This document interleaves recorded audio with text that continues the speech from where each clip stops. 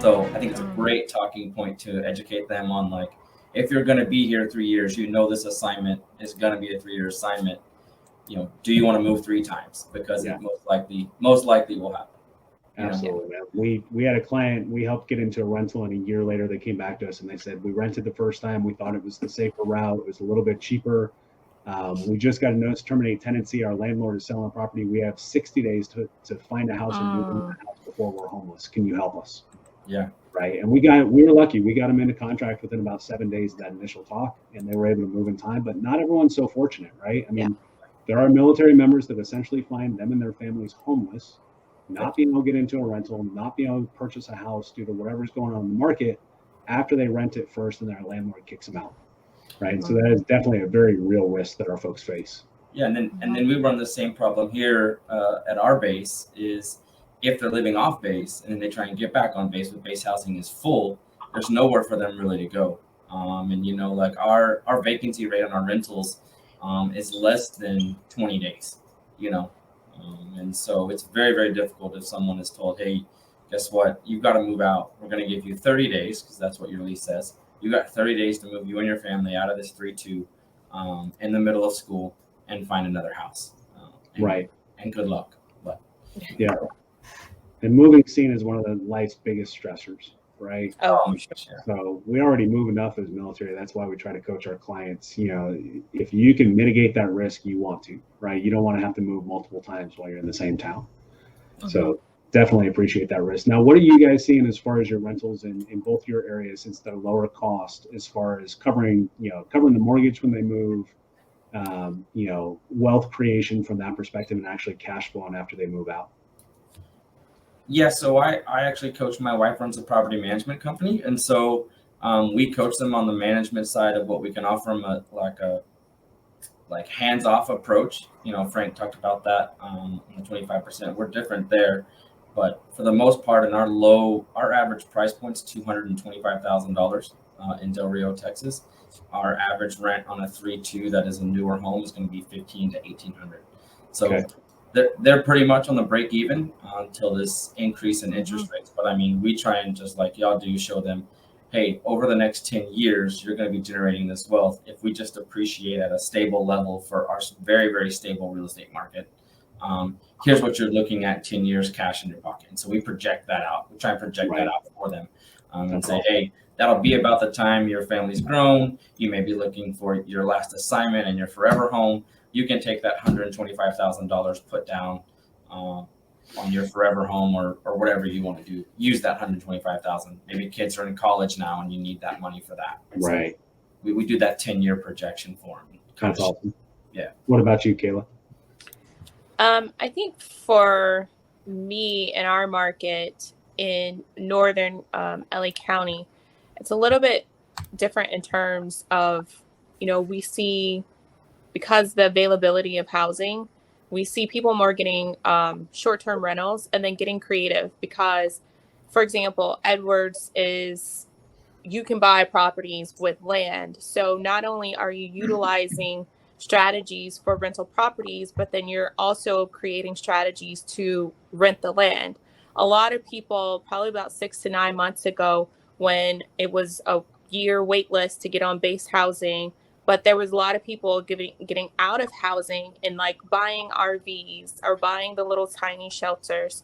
So then what I was coaching my clients to do is, if you're really looking at strategies over the next couple of years, particularly in LA County, because you could do this now, utilize not only your property, but your land too. If you have 2 acres, then you could put a mobile home or an RV there and just rent it out. And that created that income and that cash flow for a lot of families. And it helped a lot of families who were waiting on housing, who were coming in and getting under contract, but still didn't have a place to stay. So I think a number of things that, as I was listening to you guys, one, it's a numbers game. And I think a lot of people don't realize that with real estate, especially with VA, it's strategy. At the end of the day, it's all about strategy. Awesome. And David, I'll toss it over to you for a minute. If you could chat about, some of the stuff that you've helped coach people in your group, or even just that you see from your group members. You run a very large group on obviously military to millionaire, right? How to create wealth as a military individual. So you chat through maybe a couple creative ideas that you've seen in there that you think would help the audience as a whole. Yeah. I mean, we've covered a lot of it, honestly. The house hacking is definitely my favorite. Living within your means, understanding that, you shouldn't buy a house at every duty station, but if you buy as an investment, then you're probably okay, right? I hate the idea of like people who, there's all these, I shouldn't say the word hate, but there's all these veteran, service members who they buy a house. They're like, I got to buy a house at every duty station. And they buy a house that they're like, wow, gated community, great school district, awesome pool in the backyard. This is so nice. I'd love to live here. And then they wonder why when the market crashed, they're screwed because they couldn't rent it for anywhere near enough to cover their mortgage. Vice buying a house as an investment and saying, hey, I'm going to move again in like 3 years. Let me buy something that'll make sense once I leave. So I think just understanding that like housing is your biggest expense. It is what it is. So if you can figure out how to utilize that as something that works for you rather than against you and buy things intelligently with the long term in mind, it's a huge advantage. I love the fact that service members move around, until every 2 to 3 years it's like, oh well, I really didn't like LA, so now I'm in North Carolina and I love this market, I'll buy here, or vice versa. So there's a lot of cool opportunities. I'm definitely a fan of the TSP and a lot of these more conservative strategies as well. I think they all fit into a solid investment strategy, but there's just nothing out there that compares to the VA loan. And I mean, I don't know that I could dig into that more, but I mean, we've kind of all got around the gauntlet. I think the one thing I would say is that we haven't covered, and obviously this isn't the case right now with interest rates being as, the math probably still works out. But I remember being on the phone with John when we closed that, almost $2 million duplex in Venice Beach, and we did the math because at the time it was like 2.5, 2.25 interest, whatever. Right. And we realized that if somebody had come in as a straight investment property and put 25% down and got the normal 5.5, 6% interest rate or whatever, their monthly payment would be almost identical, if not more, to the 0 down 2.25 interest rate. Because you're, on an investment loan, you're at 20 or 25 year ARM versus 30 and all these things. And it was kind of mind blowing to realize, like, dude, someone could come in here and put $500,000 down on this house and you'd still have the better mortgage payment. Like, if you can figure out how to harness that, I mean, that's crazy. So Right. Yeah. The VA loan, I talk about it all the time, but it's the golden ticket for our folks. Right. So that's why I'm so passionate, and as are, I think, all the panel members here. Right. And David, you've got your group, and there's the ADPI group that Frank and I are in, and the PCS Pay Forward group. I mean, they're all about education because there's not enough of it out there. Right. So I think we all have that same common purpose to educate our military clients, educate fellow agents, collaborate with veterans in the industry like we're doing right now, right, on best practices and how to serve folks and how to build wealth through VA financing. There's a ton of opportunity out there that unfortunately gets missed by the majority of veterans, especially, veterans from a couple decades ago, because if we think the education's bad now, right, even worse back then, there was no Facebook. There was no Facebook groups like yours, right, helping to educate people. Yeah. And so people were on their own and no one was reaching out to them, letting them know what they could do with this loan product, right? So I think we as agents, though, ourselves included, myself and Tasha, need to do a better job of telling these success stories after they're done, right? To help, it doesn't matter if the people are in our market or not, or if it's an agent looking at the success story, but just to help educate, the broader population on what's possible with a VA loan, so they can go out and do it for their families and create that wealth that they deserve as people serving our country, right? So that's a big passion of ours. That's why I love having panels like these to chat with folks about creative financing. As was talked about earlier, Frank said you own the income for life, right? And so you're securing an asset. You're buying income. You're an income owner. And then, from a wealth building perspective, people that don't look into it too much, but popular term, velocity of money, right? So as you look at that and you're like, okay, great, my asset's gone up, I'm okay taking on a little more debt for it. Obviously, you wouldn't necessarily want to do it right now when interest rates have doubled, right, in the last 8 weeks. like, refinancing and pulling like 300 grand out and going, okay, I still have that asset. The asset's still creating income, albeit a little bit less cash flow, if you will, because of the fact that you now have a higher mortgage payment. But now you're playing that rate arbitrage game using a VA loan with a cash out refi, and especially if you're, funding fee exempt, it costs you nothing to pull it out at that point. And let's say you go put it into the apartments, or you put it into something else, put it into a stock, another opportunity that returns 20% for you, while you're paying 3% on that money. Now you just used other people's money, right, to create a 17% rate margin, which is a phenomenal way to build wealth upon wealth, right? I mean, I think we all know it, but Warren Buffett's quote of, if you don't find a way to make money while you sleep, you'll work until you die.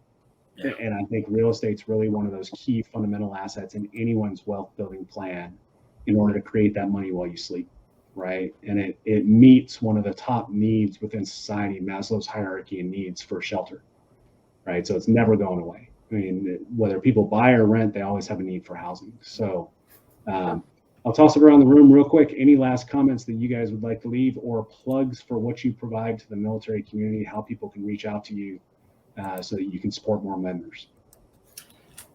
David, I'd like, maybe you mentioned the groups that you're part of. If you could share that with everyone, how if agents that want to get plugged into those groups that you guys serve on, I think that'd be great for us to do. And then to the panel, I think it'd be great if you were going to go in front of young enlisted and tell them, hey, here's a good read for you to become an investor as a VA person. Give me a book or a read or something that maybe we could share with that person. Yeah, David's got his book, which is an awesome one. There's an active duty passive income book. I was looking to see if it was still there on my bookshelf. It's actually in my closet. I would say the active duty passive income house hacking book is a great one. We all go back to the purple book, right? No one can leave that out if you're talking real estate investing. So pay homage to Robert Kiyosaki. There we go. Thank you, Frank.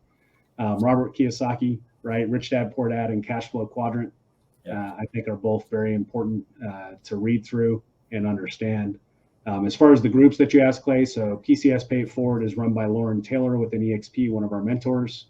She has bases that she runs, and there's an application process for that to be an ambassador like we are in Kayla is.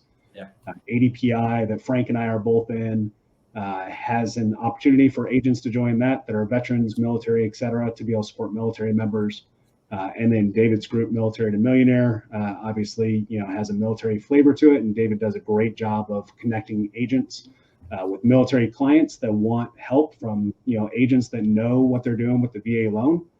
We've helped out a lot of his folks that he's tossed our way, right, to be able to provide them that proper service, including the individual. And by the way, David, he's going to be coming onto our team soon. He's getting his real estate license. He was so happy with, the process and buying. So, teaching them all the different ways, right? But, buying a duplex a block from the beach in Venice Beach, like who knew that was cool with the VA loan? Most people outside this panel probably don't know, right? So those are the three groups. I think we got 1 minute left, so I'll open it up to you guys with any parting thoughts. So I'll just leave it at that, David. I think the biggest thing you talk about is income, right? Income owner. You want to be an income owner, so you want to buy property to generate income, but it's not make believe income. When we talk to a veteran that says, "Oh, I'm only approved for 450," I'll say, "Well, what if you had an extra 200,000 of income? Then what could you get approved for?" Right. Yeah, I said, if you buy that income stream the same day you close on your fourplex, you not only own that income, but the lender will use it, and you now are considered making 300 grand a year, like overnight, and that blows their mind. Absolutely. David, any final thoughts? Nope. But you mentioned shameless plugs. So No BS Guide to Military Life is my book. It's like a chronological everything I wish I'd known when I joined the military. And come join the Military Millionaire community. We're the largest military real estate investing community in the world. If you look at all the platforms, it's awesome. Pretty cool. Kayla, we got about 5 seconds left. I'll toss it to you.